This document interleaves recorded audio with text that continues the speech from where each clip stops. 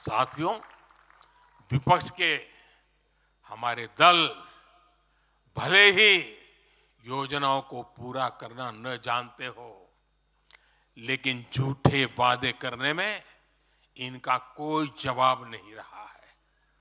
बावजूद इसके आज एक वायदा करने से ये सारे राजनीतिक दल घबराते हैं। एक भी राजनीतिक दल के मुंह से नहीं सुना होगा आपने। जो वायदा हम कर रहे हैं ना, इसका जिक्र तक करने का उनमें सामर्थ्य नहीं है।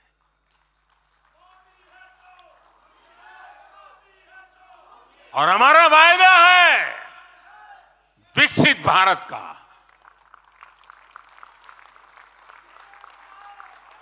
इन लोगों ने स्वीकार कर लिया है कि ये लोग भारत को विकसित नहीं बना सकते। सिर्फ और सिर्फ बीजेपी ही ऐसी पार्टी है, एनडीए ही ऐसा एक गठ है जिसने इसका सपना देखा है।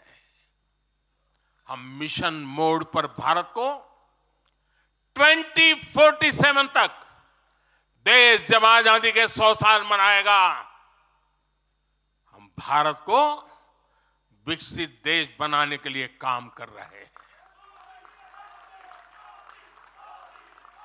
हमने तीसरे टर्म में भारत को दुनिया की तीसरी बड़ी आर्थिक ताकत बनाने का संकल्प लिया है, और ये मोदी की गारंटी है।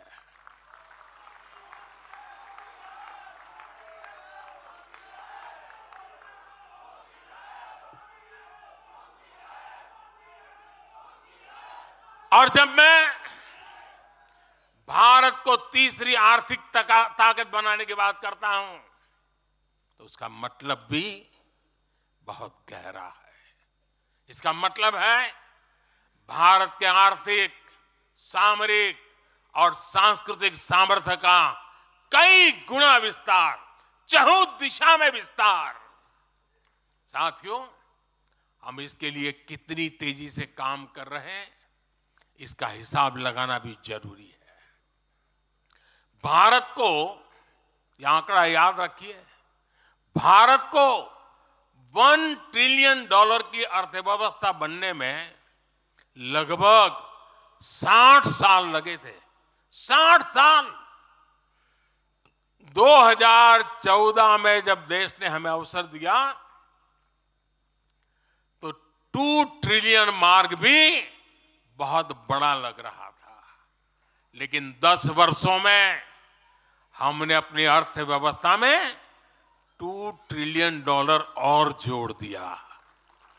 एक के लिए 60 साल, 10 साल में 2 और जोड़ दिया। जब भारत दुनिया की 11वें नंबर की अर्थव्यवस्था था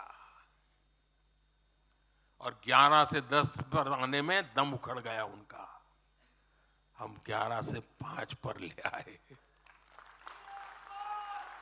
अर्थव्यवस्था जब 11 नंबर पर थी, तब इंफ्रास्ट्रक्चर का बजट सिर्फ 2 लाख करोड़ रुपए भी नहीं बन पाता था। आज भारत 5वें नंबर की अर्थव्यवस्था है, तो भारत का इंफ्रा बजट 11 लाख करोड़ को पार कर चुका है। इसी वजह से आज गरीबों को 1 करोड़ों घर बन रहे हैं। आज गरीबों के घर तक पानी पहुंच रहा है। आज देश में रिकॉर्ड मेडिकल कॉलेज, अस्पताल, यूनिवर्सिटीज बन रहे हैं। गांव तक की सड़कें बन रही हैं। जब भारत दुनिया की टॉप 3 अर्थव्यवस्थाओं में आएगा, तो आप कल्पना कर सकते हैं कि विकास कार्यों के लिए हमारे पास कितनी ज्यादा पूंजी होगी। इसलिए भारत के टॉप 3 इकोनॉमी में आने का मतलब है भारत के हर परिवार का जीवन स्तर सुधरेगा।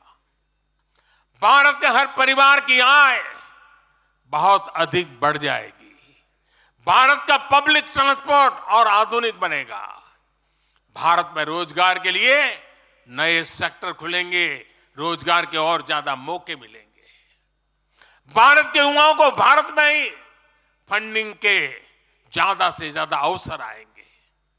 भारत की महिलाओं को हर मोर्चे पर आगे बढ़कर नेतृत्व करने का मौका मिलेगा। हमारे किसान लेटेस्ट टेक्नोलॉजी से जुड़कर काम करेंगे, कृषि उत्पाद में वैल्यू एडिशन करेंगे। लोगों की जीवन बेहतर बनाने के लिए देश में पर्याप्त संसाधन और आवश्यक व्यवस्थाएं मौजूद होगी।